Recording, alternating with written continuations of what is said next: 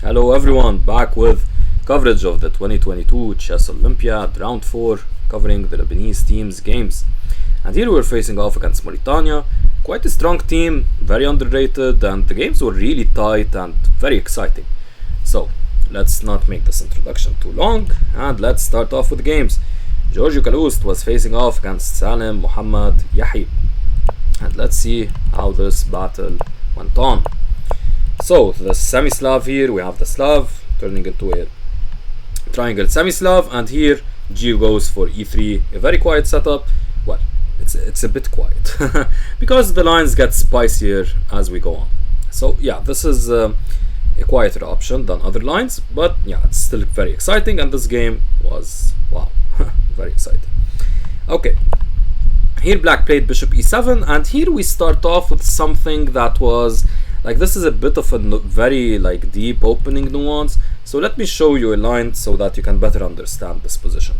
So here the more common move is knight b d7, and after white plays bishop d3, which is a bit of a weird move because after d takes, bishop takes, and b5, which is so d takes, bishop takes, b5. It seems like white is losing so many tempos with this bishop, but it's justified because after bishop d3, well, first off, maybe the bishop enjoys being on this diagonal where it points at the potentially castled black king, more so than this diagonal where it's pointing at nothing. That's one thing. And the other more important thing is that yes, you're losing time with the bishop, but you have a really powerful bishop. And black, while they are able to gain all of these tempos, the main problem of the black position is that these pawns mean that this bishop is quite terrible, a French-like bishop. Now black's aim is to play bishop b7, push through with c5, and get a very powerful light squared bishop, which would be the case. However, white will of course always try to prevent that, and controlling the c5 break is a very important strategic concept for white, and a central strategic concept that we'll understand better as we take a look at another line in a few seconds. And here a6 is played. The intention here is to protect b5 so that after bishop b7, c5, you're able to have this b5 pawn protected because c5 would unprotect it. And now here white goes for e4, a very principled reaction, getting this pawn duo, opening up for the bishop, and trying to counteract all of this queenside stuff with some central stuff. Some central oomph. Here, note by the way that castles, which we'll also take a look at in the other line that was played in the game, this move isn't so good because of c5. And why is c5 such a great move here? Because, well, you'd think that after, for example, takes, like taking with the bishop is the reason. And while, like, I could see why this could be a good move and all of that, but here it more has to do with the knight being able to recapture. And that's why knight b d7 is played so early on, at least that's one reason. Because you're usually able to recapture the knight, attack the light squared bishop, maybe force a queen exchange, enter into a good endgame after bishop b7, and all of that good stuff. So bear that line in mind, because after bishop e7, bishop d3, d takes, and we're seeing the same line. Note that there's a difference here, that there isn't the knight here, but there's the bishop here, and that means here actually that white can't castle. And in the game, Gio's opponent played h6, which is a bit dubious, and actually rather dubious. I mean, okay, maybe preventing knight g5 or like whatever, e4, bishop g5, but yeah, I mean, it's clearly, it looks like a waste of time. I don't really get h6. Of course, the principled move is c5. It's a good move here. However, while it is the best move in the current position, it's not as good as in the other line. And like in the other line, black would have a slight advantage. Here, white has a reasonable advantage actually, and the reason is that after takes, bishop takes, e4, bishop b7, the logical follow-up, e5, knight d5. Here just white just has a lot of ideas, a lot of good pieces in the center. Black, yes, has these two bishops pointing at white's king, but white's king is castled as well, and yeah, that means that white should be better. While if we compare it to the other line here, white doesn't have this possibility of e4 because after knight takes c5, the bishop would be hanging, for example. All Alright, so moving on. So this was a very important opening nuance. Here we see h6. Again, don't really get it. And white should have reacted principally with e4, a move we saw in that other line, right? Like here, if you remember, knight b d7, all of that. And the good move here is e4, the good theoretical move. Instead, Gio went for b3, which I kind of get, trying to get the bishop to b2. But yeah, their e4 there was even better. Bishop b7, bishop b2, natural moves, and now knight b d7, a bit too late. Here, black missed the opportunity, whoops, bishop b7, bishop b2, to play c5. Again, a very important break. White should try to prevent it, black should try to play it. Knight b d7 instead was tried, reasonable, but yeah, it wasn't so good. And now queen e2. A reasonable move, a decent move. You want to get the rooks like this. This is a standard plan in many openings. Getting the queen to e2 to vacate the squares for the rooks and support some squares on its own, the queen, and perhaps like going to e4 later to get an attack and all of that stuff. But yeah, there was something more incisive, and this was the very brilliant knight e4. And what's the point of knight e4, you might ask? Preventing c5. That's all, that's the entire point. We'll see why. So knight takes, bishop takes. And now you'd think that, okay, c5 is prevented for the moment, but hey, black has an idea, knight f6. You move your bishop and hello, c5 is on the cards. But white doesn't move the bishop and plays knight d2. Not caring about losing this strong bishop, which is the pride and joy of white's position, leaving white with this bishop, which is a bit questionable. Now, of course, this bishop does have some scope, like this pawn could also move and then be a great move, bishop and all of that. But yeah, of course, you'd favor the light squared bishop in this position. So all of that you part ways with, just so that after knight takes, whoops, after knight takes, you have the bishop, the knight stopping c5, and that's all worth it. Losing the bishop pair here is worth it to get this knight to prevent c5. So again, you try to prevent c5, and here after queen e2, his opponent should have played c5. Instead, his opponent just castled. Not as accurate. Rook fd1 in line with Gio's plan, queen c7 a reasonable move, rook ac1 in line with Gio's plan, and now a bit of a mistake here going rook fe8. Now the reason this move isn't so good is that, yes, while it does prepare some of these ideas to further defend, and it does line up with the queen, for example, all of that is good, but I mean, it's not great because simply white has a big attack after e4, e5, which is indeed what Gio played, the principled move and the move he should have played earlier. And then white's bishops are pointing at black's king. The knights are perfectly placed, the rooks are perfectly placed right here, the queen is perfectly placed to go to e4. So white's pieces are perfectly placed, and rook f8 is just inviting the attack to come forward. Again, instead he should have played c5. Rook f8, e4, and now black played queen f4.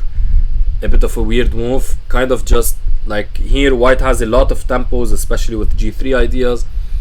Maybe he thought that the black queen here would be annoying white, and he has some potential for, like, I don't know, some kind of mate here, like in the far future. But yeah, queen f4 isn't so good because the queen just basically gets attacked by all of white's pieces, and white gains further tempos to increase the attack. So queen f4 actually basically loses the game. Instead, what should he have played? c5. Once again, c5. All the time, c5. Instead he played queen f4, and now Gio finds e5. Very good move, opening up for the bishop, starting to, whoa, yeah, vacating the square for the knight. All good stuff.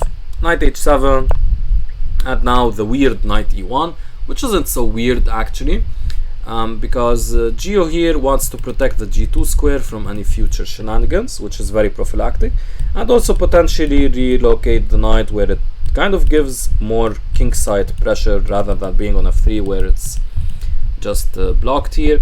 And also knight e1 prevents knight g5 coming with any tempo, because now black wouldn't be threatening to trade off the knight. Queen h4 here, okay.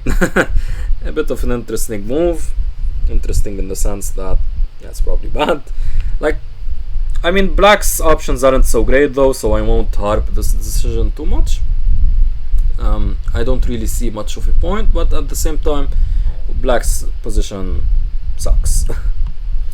Here, by the way, note that after 91 this of course isn't possible because of taking. No need to show that line. Yeah, and also one thing I want to mention was that here, for example, knight d5 isn't so great.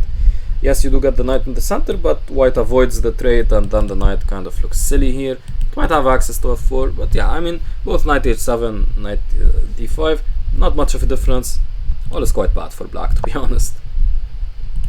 So here you want queen h4, and Gio repeated the position with knight f3.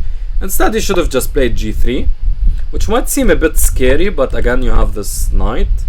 And after queen h3 anyway, you play bishop e4 and further control the light squares, and they're now threatening to do some nasty stuff to the queen.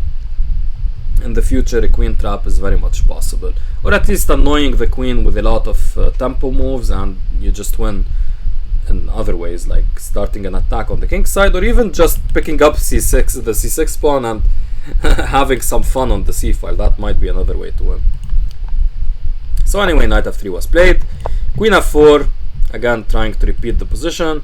It seems his opponent was fine with a draw, and yeah, you wouldn't blame him with the way the position went. Instead, he should have went for queen h5, which I don't really see making much of a difference, but yeah, it's probably better than putting the queen on f4 where it's attacked by g3. Queen f4, and here Gio of course repeated by playing knight e1. Psych. He played knight e4. f5, very principled / natural move to gain some counterplay, but white is happy here to take and attack this weak pawn. And here Gio played knight c5, preventing c5 and all of that good stuff. I like it, but there was something more incisive with knight e5. So attacking this knight and just annoying black greatly, because now the white's pieces are so cemented on these dark squares, and yeah, like this bishop is completely gonzo, and this is the bane of black's existence basically, and the rooks are so powerful and the bishops are so powerful. So a very, very powerful positional bind after knight e5. So let's say, I'll show you some lines. So let's say black takes, you take back, takes here, and now g3, and yeah, it's difficult to see how black can even save this bishop, and basically he can't, and probably the best move is taking here and sacrificing the queen, but that's of course lost. So after knight e5, let's say you take with the bishop. Now comes g3, a nice intermediate move. You can play d takes e5 of course, but g3 is nice, so that you misplace the black queen on f8, and now you take, and this is such a tremendous position. Knight d6 is coming. This bishop is so good. This bishop is actually really good also, like x-raying this f6 square, and yeah, white's pieces are perfectly placed, while black, also black lacks the bishop pair, and the bishop he has here, they have here, like so knight e5 here was better, but knight c5 is fine. Takes, rook takes, knight g5, avoiding the trade with knight e5, a very good move. So all of these moves are reasonable and fine. White has a slight advantage here, or an advantage. And now bishop c2 was played, which is actually white has more than an advantage, probably. Yeah, probably actually after after queen f4, the way Gio played, yeah, this is probably still winning for white. Yes, knight c5 is probably still winning. I should add that.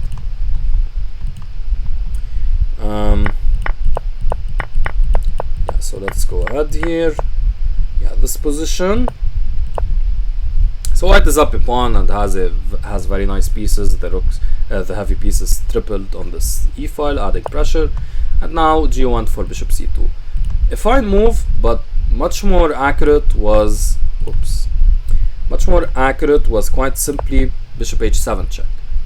And there's a cute tactical point, because after king f8, rook f5, and hello, that's GGO. And if king h8, there's queen h5, attacking the rook and threatening this kind of mate. Yeah, so bishop c2 here is fine, but bishop h7 check would have basically immediately won the game. So bishop c2 and now bishop d5. Yeah, I mean I can't really fault this move. Like there aren't many, like black is completely lost. I should probably remove the annotations here as a dubious move. It's yeah, I mean there's nothing here. Let's remove it. Black is lost anyway. Queen h5 here again. More incisive was bishop h7 check. Okay, queen h5 is fine. Rook d8, and now queen takes g5, going for this endgame. White is better, of course, with the pawn up, but like the conversion isn't easy at all, and probably, maybe theoretically, black can hold. Instead, white should have played bishop g6, closing off this black king and threatening queen h7 check. And after rook h4, which he might have been afraid of, now you can take here. And this is a much improved version as compared to the game continuation. Because in the game continuation, you took here, but you didn't have like this bishop here closing off the king. Takes. White is still better, of course, but not winning.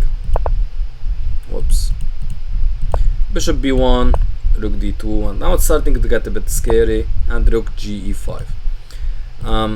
Instead here h4 might have been a nice try, just pushing on the king side and trying to go for this kind of idea. Instead he played rook ge5, king f7, h4, and now rook d4 was a critical mistake. Instead a5 would have given black some counterplay and probably decent chances to hold. Rook d4 and now h5, a bit of a dubious move because just bishop e4 was a lot better. Adding pressure to the pinned piece, so like taking of course is impossible. And for example, if now a5 occurs, which was a good move beforehand, now just takes and rook takes e6 and you're up 2 pawns instead of 1. And yeah, here of course you can't take because of this, so like white is doing very well here. And instead of rook c6, now you take, and after takes, and now white should have a much easier way to convert this, or a much easier path to conversion, because they're still up the pawn, and also this pawn can become weak and the target, and the king has a whoop. The king has a nice path here. Okay, h5, king f6, a very smart move, getting out of this h6 stuff and activating the king in the endgame. And now bishop g6. Instead, king f2, just activating the king was better, but bishop g6, I mean, I can't fault too much. Rook c3, rook e2, so they kind of dance around a bit here, and the rook trade occurs. Instead, white should have recaptured with the rook, and now we'll see why taking with the king isn't as good. I should mention here that yeah, the rook trade, it probably favors white, because yeah, this endgame becomes simpler to win when there isn't as much pressure as would be with the 2 rooks. So king takes e2, and now you see why king takes isn't so great, because now you allow rook c1. Instead, after rook takes, this rook c1 isn't really doing anything, but now after king takes, rook c1, now there are these kinds of ideas. King d3, trying to activate the king, also principled and all of that, but not really, like black isn't yet lost. a5, bishop e4, very, like, there are probably better moves, but I mean it's natural to try to trade off the bishop, trying to go for a simpler endgame with the rooks and just a pawn up. And now king e5 is the critical blunder of the game, losing the game. Instead, black should have tried rook d1 check, king c2, and now rook g1, and here after rook e2 takes, and king g5, this is probably just a draw. So yeah, bishop e4 wasn't the greatest, but already here, like after a5, black shouldn't be losing this, so like I can't fault bishop d3 too much. But yeah, of course bishop d3 just liquidates into something, just simply draw. Instead, his opponent blundered, because after king e4 you take here, take back, and now f4 comes, and this check is going to be very powerful. White's pieces are just so much better, white's pawns are just so much better, and white is already pawn up, and it turns out the conversion here is easy. So rook d1 check, king c2, which turns out to be also a mistake. Unfortunately, here Gio could have played king e2, which is much more precise. The reason being, after something like rook a1, which is natural, attacking here, now you have king f3. After takes, check, you take here. Of course, after king c6, you take on e6. And here, white should be winning. The king is active. The pawns are coming on the king side, and the queen side is well defended. And by the way, if instead after king e2, rook c1, trying to go for rook c2 check, now you can play rook e5 check, take here, and after rook c2 check, you go king f3, and a bit of the same stuff as we have seen on the other line. Instead, Gio played king c2, allowing rook f1, a very smart move, attacking the pawn, and like g3 is never desirable. Anyway, after g3, there's like rook f2 check. So rook e5 check here was played, and taking, and now rook f2 check. Rook f2 check, king b1, rook takes f4, rook g5. And here, yeah, the position might still seem quite good for white, but actually black's activity here means that probably a draw is on the horizon. For example, after rook f7, you just defend g7. It does seem passive, but your rook always has access to active squares, so it's not so passive. And it's difficult to see how white can win the game. If white starts trying too much, too hard to win this game with something like king b2, then the e pawn is coming, and yeah, white might come to regret the decision. Instead, rook f2 here takes, and now we get to see a race situation, which white is simply okay. Let's slow it down again. So rook f2 was the last blunder. e5, and now a race situation, and white is simply too quick. And here Gio's opponent resigned. Note that at any point, like if the, like for example here, for example, yeah, let's say like e3 at any point, there is always these kinds of checks. Well, e3 now would just allow promotion, but there is also always these kinds of checks and like similar positions. And yeah, white is always winning these types of positions because the h pawn is just way quicker. The e pawn, on the other hand, is easier to guard against with the rook checks. So very nice win for Gio, already 1 up. So let's see the next game, and here we have let me make sure we get everything here. So Mohamed, Cheikh, Hassan, Sidi against Amro, Jawich on board 2. Amro playing black here, and yeah, let's see how this went on. So we get to see the Alapin, and yeah, let me talk a bit about this opening. So d5 is the very principled reaction to the Alapin. Black probably at least has an equal position. Theoretically speaking, like this should be just like a very nice way to get an equal position. Yeah, I mean it's principled, just attacking the center if white is wasting time. So takes. Here you get this Scandi like position, but it's better than like the normal Scandi, and Scandi fans don't get mad because well here you have like more control over the d4 square.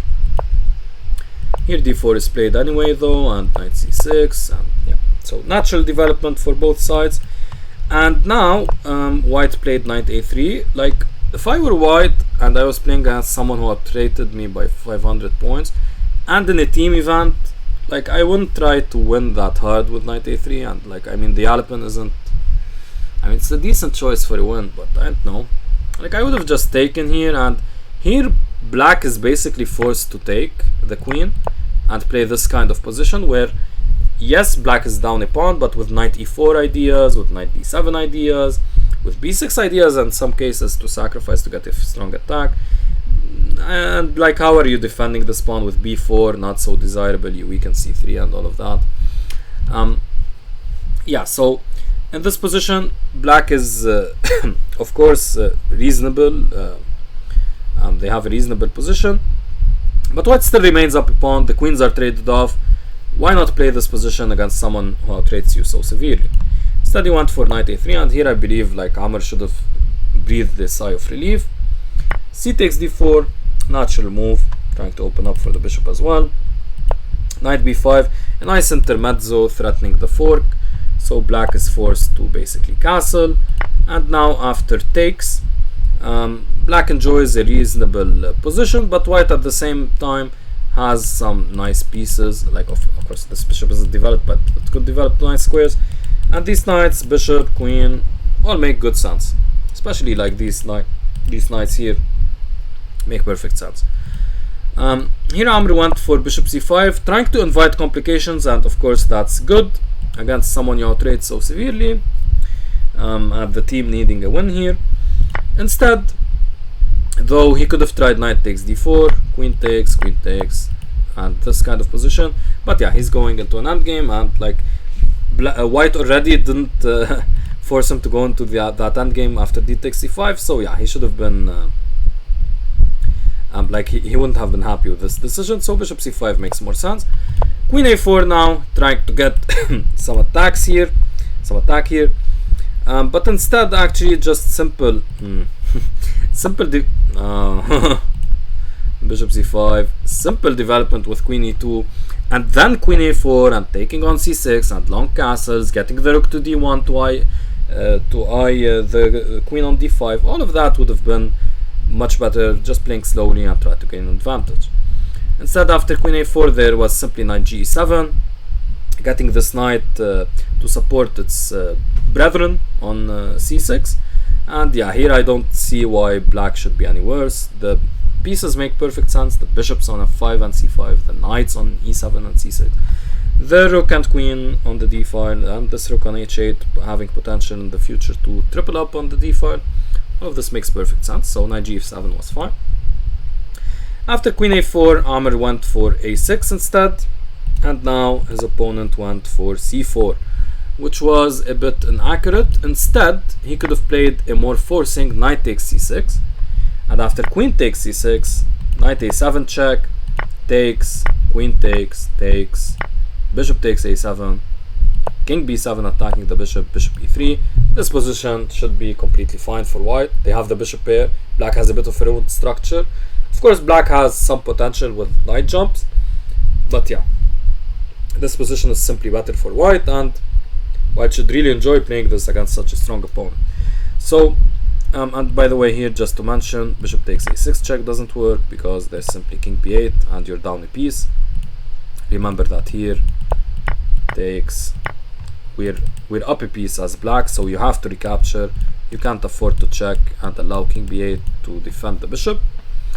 And yeah, I'm a bit surprised, like after a6, Amr's opponent didn't go for this knight takes c6, which would simply be a very forcing line, and Amr here really can't do anything. Note, of course, the mating threats are guarded.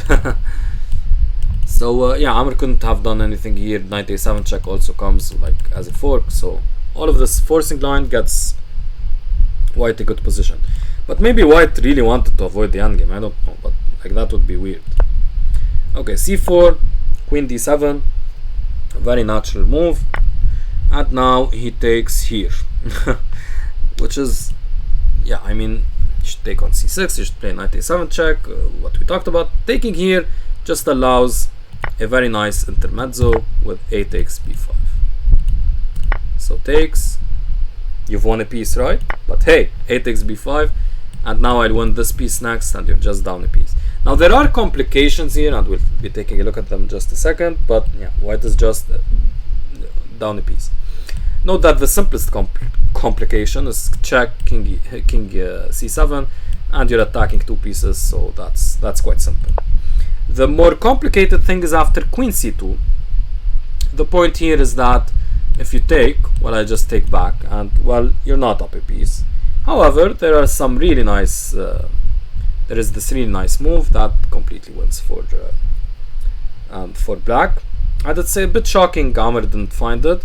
Amr here played bishop takes e3, and after knight takes e3, the material is level, and black should still have an advantage because of the better pieces and the white king being still in the center, but yeah, it shouldn't be anything severe. Instead of bishop takes e3, just bishop b4 check, getting this bishop out of the way of the attack. And after let's say king e2, just actually here Okay, so it's not as simple as that. I know I'm saying it like, okay, just bishop b4 check, you get out of the pin, take here. But the point is that white has this, and you're attacking this, and it's a counter pin, and you should win a piece. But okay, let's follow the tactics a bit. So king e2. Here you can also take, because after taking, knight f6, and rook c1, of course you don't take the pinned piece immediately, you add pressure. Now comes queen e6. After takes, you have rook d2 check, making use of the pin and forcing this, and yeah, then of course black would be winning. However, there's even better. After bishop b4 check, king e2. Again, the king is so ridiculous here, so I would play bishop b4 check like immediately. Now, I mean, I know Amr calculated the bishop takes e3 line, bishop b4 check, and there were a lot of things he didn't like there. But yeah, I mean, the king being on e2 in this kind of position, I'd do anything for it to be there. Yeah, so what I wanted to say here was that after king e2, b takes c4 actually was the even simpler. You don't gain a piece here, but after knight f6 it's as if you've gained a piece, because the knight comes to d5 and you have a lot of pressure. The king is on e2, okay? It's on e2. Yeah, but of course not easy to find. It's much easier to find in analysis, and Amr was playing someone he outrates by a lot. So yeah, definitely no fault there. Bishop takes e3, knight takes e3, and now knight d4, attacking this queenita. Makes sense, but maybe starting off with b4 to not allow any of these shenanigans with c takes b5. Maybe that was better. Knight d4 makes a lot of sense. Queen c3 now. And that's preventing b4, so queen c3 is a good move and a bit annoying. But Amr plays knight f6, not caring about losing this pawn, because he knows that after king b8, knight takes b5 will come sooner rather than later, and he's completely fine. Playing king b8 immediately, however, and then transposing it to this line, maybe was a better move order try. However, after knight f6, c takes b5, king b8, we also transpose, so it probably doesn't matter too much. However, his opponent played f3 here, which was very strange because, well, you're simply weakening a lot of squares, a lot of dark squares, and this was actually why his opponent, and spoilers here, lost. Yeah, so king b8, nice move, getting out of the way and allowing knight takes b5, all of what we talked about. Here he could have still played c takes, knight takes, and went for this position, where black, of course, enjoys an advantage, but it's nothing too big. Yes, the white king can't castle. Yes, there are dark square weaknesses because of this rather bad f3 move, and yes, the knight isn't doing a lot of good things, but it can come to c4. So yeah, like, this is still fine for black, for white. However, he played rook d1, which is also an error, because now we have b4, a very nice tactical shot. The point is that after queen takes b4, knight c2 check is g to the g. You pick up the knight, and if the rook takes, you pick up the rook, so you'd be up a rook there. And if knight takes here, you just take here, and it's gg. And otherwise, if the king moves, you just take. So what we talked about. So completely winning, of course. His opponent didn't blunder that, went queen d2. But now after queen c7, again, there's this kind of trickery going on. But still, white can try bishop d3 and castle, and black shouldn't be winning here, at least. However, after queen c7, his opponent further blundered with queen takes b4, being far too greedy and allowing queen e5, which was perhaps not the best. Now after queen e5, okay, I'll show you the game continuation first, and then we'll analyze. So queen e5, okay, just attacking the knight, king f2, and now Amr finds the brilliant queen takes e3 check. Just a simple tactic, but very nicely executed and planned for. And here black is up a piece, and Amr converted very easily. Instead, the reason queen e5 isn't so great is that here there is queen c3, and after rook d7 you get to play rook hd8 and have a lot of fun here, yes, but there's no immediate knockout punch for black. However, better than queen e5 was queen f4, with the same idea as queen e5, but being more provocative. The reason is that if you defend the knight, now you have queen h5 check, While note that after queen e5 you didn't have any checks, but after queen f4 you do have a check. And the point here is that after g3 I'm trying to defend this way, otherwise like you can't play king d2, so forcing g3, g3, and now takes king f2 and queen h5, and yeah, the attack is crushing and white is completely lost here. So queen f4 was more incisive, but queen e5 still retained an advantage for black, and yeah, it won the game after king f2. And we'll take a look at the rest of the game for completeness sake, but it's just an easy conversion, a piece up. This mouse, man. So all of this. Of course, in team tournaments, you don't want to ruin morale by resigning early, but your teammates know you're down a piece and facing off against the 2300, so yeah, this is not happening. Of course, here nice conversion here, just sacrificing the knight, because one knight is enough. You don't need two. Okay, so very nice game by Amr. So already we're 2-0, and now let's see a Kassis game against Boidiya Sidi. Let me fix this a bit, make it better. Already 36 minutes in.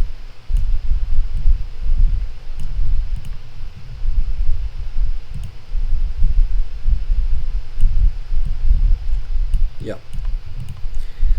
So Kassis here was playing white, and he faced the Sicilian and the Kalashnikov variation, which is a bit of a rare guest.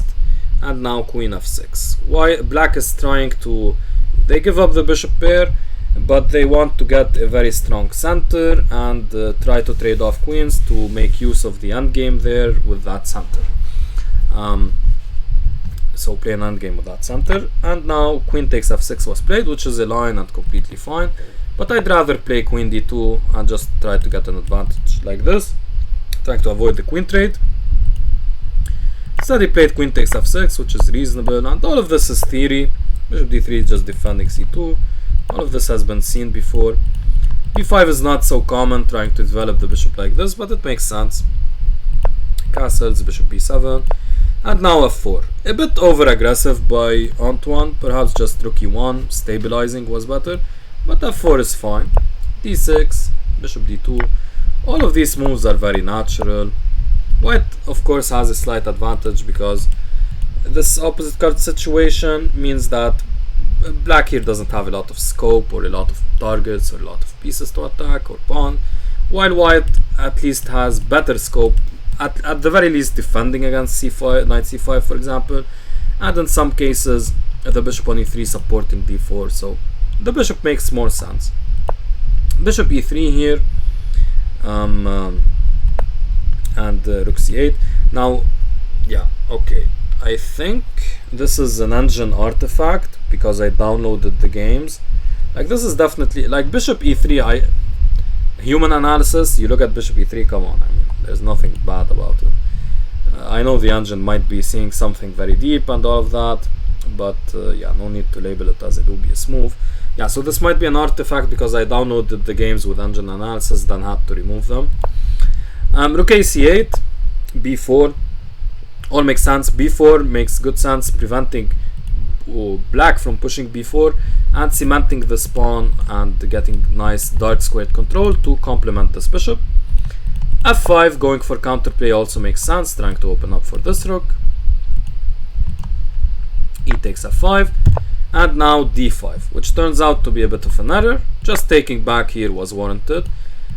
Black was trying to be clever, trying to go for this fork, but it turns out and trying, like for example after takes, to take with the knight and attack d3, which is of course, like when you see these ideas they're reasonable, but after knight e2 you kind of fall flat on your face. The reason here, of course knight e2 is so difficult to find beforehand, but the reason knight e2 is so good is because, well, if you take on f4, I take back with the knight and get this knight to e6, get this knight to h5 maybe, you have a lot of scope.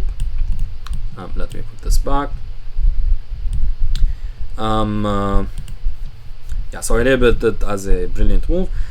And yeah, and otherwise also white can crash through on the c file. The reason being, after rook takes c8, you don't really want to take back with the f rook, because then f5 would just be an extra pawn. You wouldn't have recaptured it. White might play g4 and claim they have an extra pawn. So yeah, it's not so easy to see this knight e2 move, but when you do, you appreciate just how good it is. Yeah.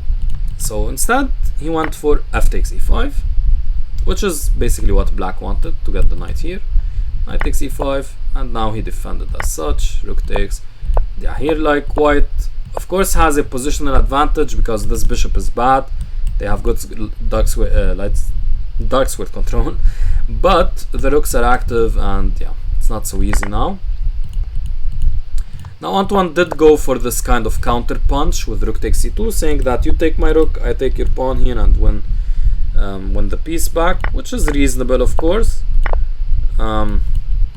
White, of course, has an advantage here, but after knight h4, you start seeing like it's not so easy. So you know, Antoine had to give up the g2 pawn, but he can always go to h1, and the h2 square can always be covered, or at least maybe bishop g1. He took king h1, and here there was this mate threat. So rook f2 doesn't even work, but yeah, there was this mate threat, so he had to cover it with king g8, and after check, rook f8.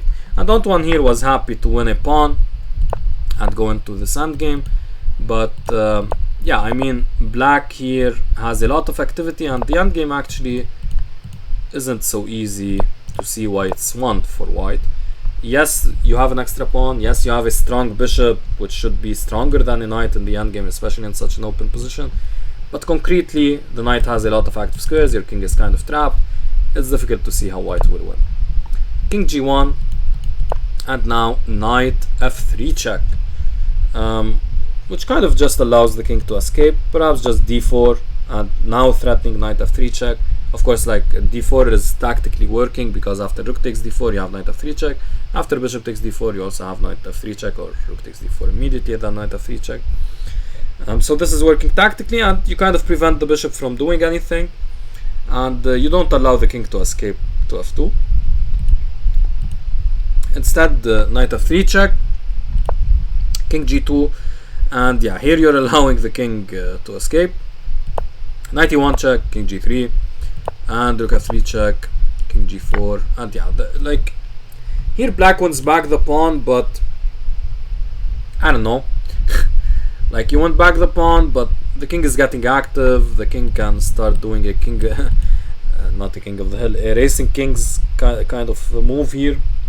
Get the king far off and start pushing the pawn. And this is basically what happened in the game. And yeah, black shouldn't be doing all that great here. h4 was tried, an interesting move. Perhaps just going with king g5 immediately, going for this kind of racing king situation, which is so good here because like you can threaten mate at some point and just push through with the pawn. So very aggressive king, but it works. Instead he played h4, which is also fine. Knight f3. Perhaps here knight c2 attacking b4. The tactical point is that after knight takes b4, sacrificing the knight seemingly, but after bishop takes b4, there's rook d4 check, forking the bishop and the king. So that would have been an interesting try. Okay, instead he played knight f3, rook e7, reasonable, rook h2 check, knight h2 check, perhaps knight d2 with the knight e4 idea, again attacking this c5 bishop and going for d4. Perhaps that was also better, but you want knight h2 check, and now king h5. Very strange decision. I mean, it's not so bad, but like going to g5 makes more sense, just like keeping the king here. King h5, like you're asking to be cut off by the rook, and that's not so pleasant. Doesn't really work here because of the weak d pawn, but actually what happened in the game, it did eventually get played, and it was a bit annoying for white. Knight f1, I'm trying to go for this draw again, but now just rook a7 was played. Again, instead he should have played h6, with the idea, actually here there is a big tactical point. Rook e8 check, you go to f7, the only square, then rook f8 check, checks the king on f7 and picks up the knight on f1, and it's difficult to prevent, and h5 is coming, and yeah, white should be completely winning here. Instead he tried rook a7, which is reasonable but not as accurate as the other one. And now knight d2 was a good move, again going for this kind of knight c4, knight e4 stuff, going for counterplay, but instead his opponent went a bit overly passive and rook a3, trying to defend and attack here, but it doesn't work because of king h6. And again, we have a lot of these h5 threats, this rook a8 check, rook f8 check, rook takes f1 threat, a lot of threats for white, and yeah, white's king is too active in this endgame with rooks on the board, and this active king reminds you a lot of these Capablanca games, right, where he used to sacrifice pawns in the endgame to get this kind of active king. It just creates mating threats, and yeah, it's too powerful. Instead, Antoine played king g6, not as accurate here. Even though, like in other positions, you want to put the king on g6, or like before it was g5, because you don't want to sideline the king on h6. But here, actually, it turns out sidelining the king there is better because you avoid any kind of checks. So rook g3 check here, and now king h6. Now it doesn't make sense to go to h6 because the king is cutting you off, the rook is cutting you off. So you have to go king f5. And now, again, you have a lot of activity with the king. You can pick up this pawn, for example, and start picking up these pawns. That's one plan. But the main point is that you're not hemmed in, or you're not stuck on the h file. And yeah, you have a lot of activity here. Instead, king h6. And now knight h2. Reasonable, but perhaps, again, knight d2 going for knight e4 was better. And going for like knight f6 with potential, like maybe mating threats for the white king. Don't really work, but something to keep in mind. Instead, knight h2, allowing rook takes a6, king f7, trying to get the king active finally. And now rook b6 was played. Perhaps king h5 was better, trying to get out of these checks and trying to get the king back to normal squares.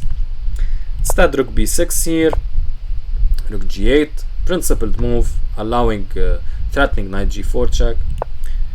Bishop d4, blocking this h8 square.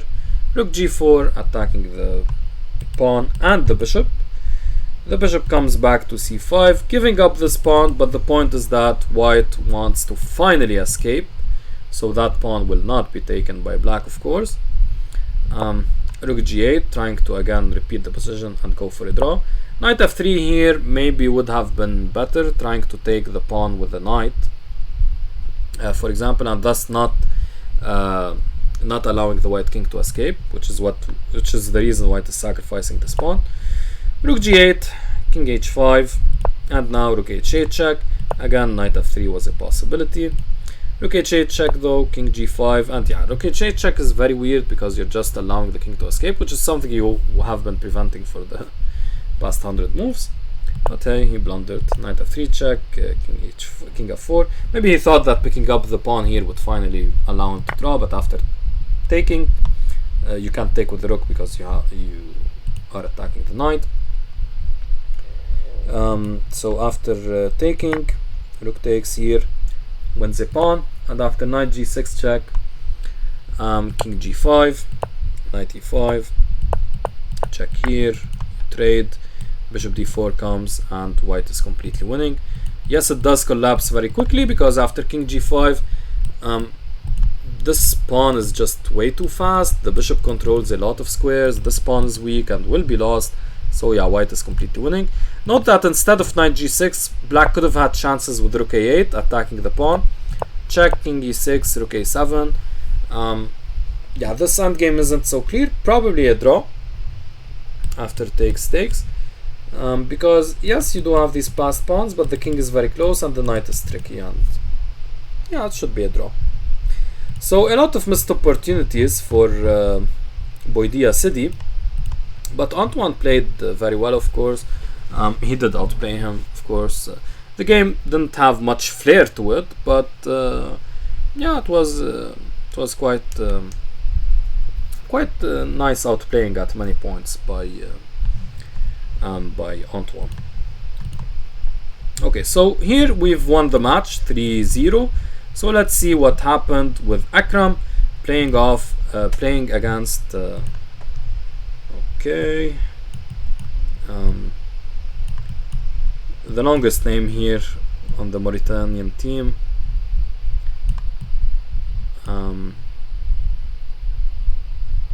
Just make it a bit bigger.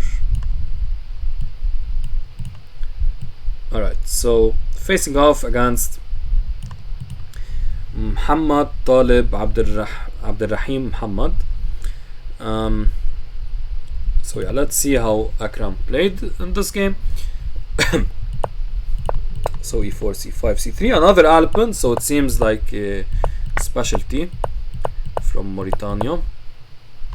And we get to see this very main line. I play this as white from the Smith Mora, so I can explicate some things. Yeah, so here bishop c4 is played, just attacking the knight, and the knight moves back, and the bishop comes to b3, still sticking to this nice diagonal. The pawn is pushed, trying to gain space in the center and hoping for en passant. And en passant here is played. And now the hope is that you get to activate the queen. And here white can castle, bishop e6. Actually, what I usually play here is wait, I need to switch the board. Actually, no, I do castle, yeah.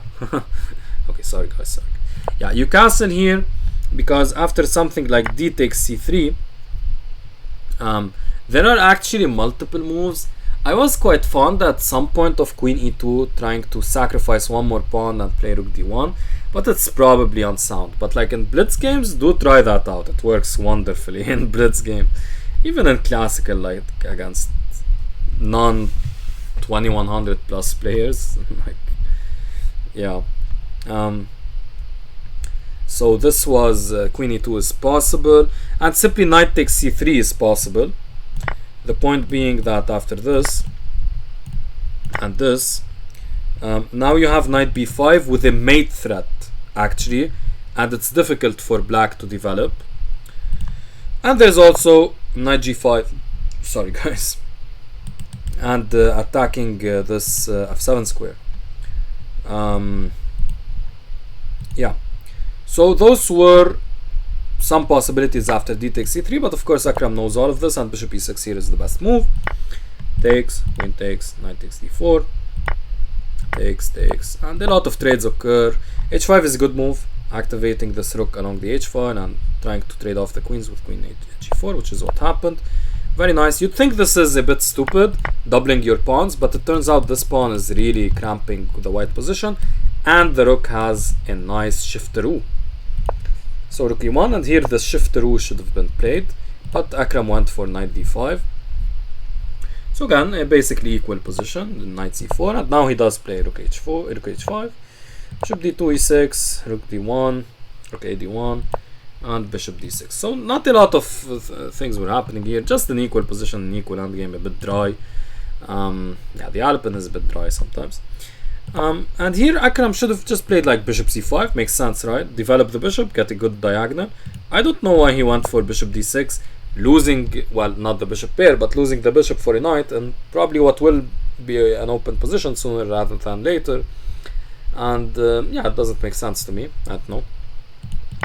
His opponent did take, which is a good move, and now plays c4. And yeah, you're just playing a bishop against knight situation, and like it's clear the bishop is quite active. And here Akram went for g6, which is a bit of a blunder, and we'll see why in a second. Instead he should have played rook c5, attacking this pawn, and now you can finally defend here, like maybe with f6 or something.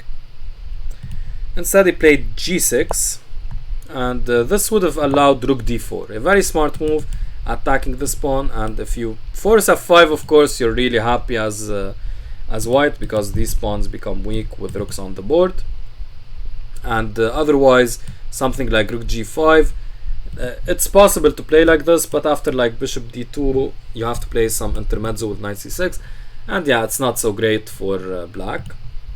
Instead, simply b4, no, I mean he played b4 instead, which is simply not as good or accurate as rook d4. And now Akram goes for b5, very smart move, stopping this kind of queenside expansion and forcing this pawn, which is on a light square, which complements this bishop, which is on a dark square, forcing it to go on a dark square where it's not as happy. So rook d4 here, not wanting to go for c5, which would again make these pawns on dark squares, making the bishop so unhappy. Takes, rook d5. So rook c4 was interesting, and now we get to see the structure, which again isn't so desirable for black, but here it's still fine and remains so until Akram blunders into the losing endgame.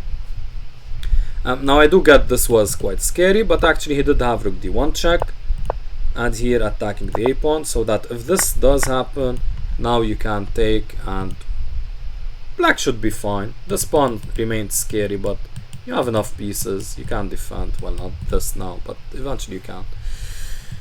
So here rook d1 check was the last good move for Akram. Instead, he blundered going into this losing endgame. Now it's not easy to see how this is losing, but yeah, his opponent shows the way. Very good endgame player actually, his opponent. It seems like okay, equal material, but turns out these pawns are too weak. These pawns will get pushed, and yeah, white is completely winning. And Zugzwang will eventually occur with this knight getting trapped by the bishop. Not this now, of course, but this could happen. And here white just wins this pawn, and the b pawn is simply too strong. And even these pawns, like they're doubled, so white basically has a majority here. So king d4, and yeah, this is completely lost. The king will pick up even these kingside pawns, not caring about the b pawn. I mean, the b pawn needs even the knight, the bishop here, by the way, remember this, 2 squares between the bishop and knight. It means the bishop is completely dominating the knight. So tragic that, like, I mean, the game basically was just not a lot of nothing. And then Akram blundered by going into this endgame, but from a position where white was starting to outplay Akram. So not such a terrible game to be sad about, but yeah, of course, it kind of sucks, and especially because Akram is gaining a lot of rating points and all of that, so kind of sucks. And he's much better than 2000 even. But yeah, it happens. So very nice round actually. We won 3-1.